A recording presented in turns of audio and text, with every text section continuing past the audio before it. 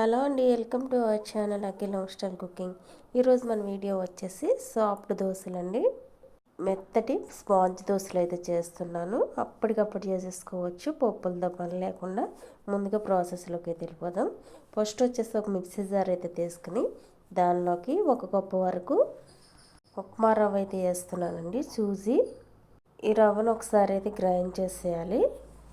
ఇలా గ్రైండ్ చేసేసిన తర్వాత ఇప్పుడు ఇందులోకి మన టేస్ట్ తగ్గట్టుగా సాల్ట్ అయితే వేసుకోవాలి. వేసుకున్న తర్వాత ఏ కప్పుతో అయితే మనం రవ్వ తీసుకున్నామో అదే కప్పు వరకు పొల్లటి మజ్జిగ అయితే తీసుకోవాలి. మీరు ఒకవేళ పెరుగు పోస్తున్నట్లయితే అరకప్పు పెరుగు తీసుకుంటే సరిపోతుంది. సగం వరకు మజ్జిగ అయితే పోసేసి ఒకసారి గ్రైండ్ చేసి మిగిలిన సగం అయితే ఇప్పుడు పోసి మరలా గ్రైండ్ చేస్తున్నాను. చూడండి, ఇలా మెత్తగా అయితే గ్రైండ్ చేసేసుకోవాలి. ఏలైనంత మెత్తగా అయితే ఉండాలండి. మనం వేసేది స్పాంజ్ దోశలు కాబట్టి పిండి అనేది మెత్తగా అయితే ఉండాలి. ఇప్పుడు ఇన్స్టెంట్గా వేస్తున్నాం కాబట్టి ఇందులోకి 1/2 టీ స్పూన్ వరకు బేకింగ్ సోడా అయితే వేస్తున్నాను. సోడా వేసిన తర్వాత మొత్తం పిండి అంతటికి కలిసేలా కలిపేయాలి. చూడండి, స్పాంజ్ దోశలు వేసుకోవడానికి కన్సిస్టెన్సీ అనేది ఈ విధంగా అయితే ఉండాలి. మరీ పలుచగాను ఉండకూడదు, గట్టిగాను ఉండకూడదు. ఇలా అయితే ఉండాలి. ఇప్పుడైతే స్టవ్ ఆన్ చేసి ఇప్పుడు దోశలు అయితే వేసేసుకుందాం. స్టవ్ ఆన్ చేసి దోశ పెనం పెట్టి పెనం బాగా హీట్ అవ్వాలండి. హీట్ అయిన తర్వాత వేసుకోవాలి. పెనం వేడెక్కిన తర్వాత ఫ్లేమ్ మీడియంలోకి పెట్టేసి ఒక గరిటెడు పిండి అయితే తీసుకుని వేసుకోండి. వేసిన తర్వాత మటుకు ఎక్కువగా స్ప్రెడ్ చేయకూడదు, లైట్గా స్ప్రెడ్ చేసి వదిలేయండి.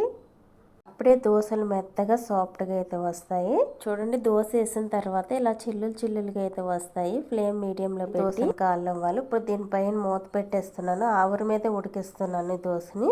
మీకు కావాలంటే ఆయిల్ అయినా పోసుకోవచ్చు. 2 నిమిషాలు కాలిన తర్వాత రెండో వైపుకి అయితే టర్న్ చేశాను.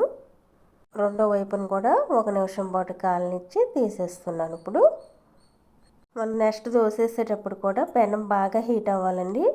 హీట్ అయిన తర్వాతే ఫ్లేమ్ మీడియంలో పెట్టుకుని దోశనైతే వేసుకోవాలి. దోశ వేసిన తర్వాత ఆవిరి పట్టేలాగా మూత అయితే పెట్టేయండి. 2 నిమిషాల పాటు కాలనివ్వాలి. 2 నిమిషాల పాటు కాలిన తర్వాత రెండో వైపుకి టర్న్ చేసినా పర్వాలేదు, చేయకపోయినా పర్వాలేదండి. 1 సైడ్ కాలినా సరే ఈ దోశ చాలా బాగుంటుంది. మన ఇష్టాన్ని బట్టి వేసుకోవచ్చండి. అలాగే ఆయిల్ పోసినా పర్వాలేదు, పొయ్యకపోయినా బాగానే ఉంటాయి. ఇలా పిండి అంతటిని మనకు కావాల్సినన్ని స్పాంజ్ దోశలు అయితే మెత్తటి దోశలు అయితే వేసేసుకోవచ్చు. ఈ దోశల్లోకి ఏ చట్నీ అయినా బాగుంటుంది. ఆవకాయ పచ్చడితో కూడా తినేయవచ్చండి. దోశలు చాలా టేస్టీగా ఉంటాయి. చూడండి ఎంత మెత్తగా వచ్చాయో. మరి స్పాంజ్ దోశల రెసిపీ మీకు నచ్చినట్లయితే ఈ వీడియోకి ఒక లైక్ అయితే చేయండి. అలాగే సబ్స్క్రైబ్ చేసుకున్న వాళ్ళైతే మరెన్నో ఈజీ రెసిపీస్ కోసం మన ఛానల్ని అయితే సబ్స్క్రైబ్ చేసుకోండి.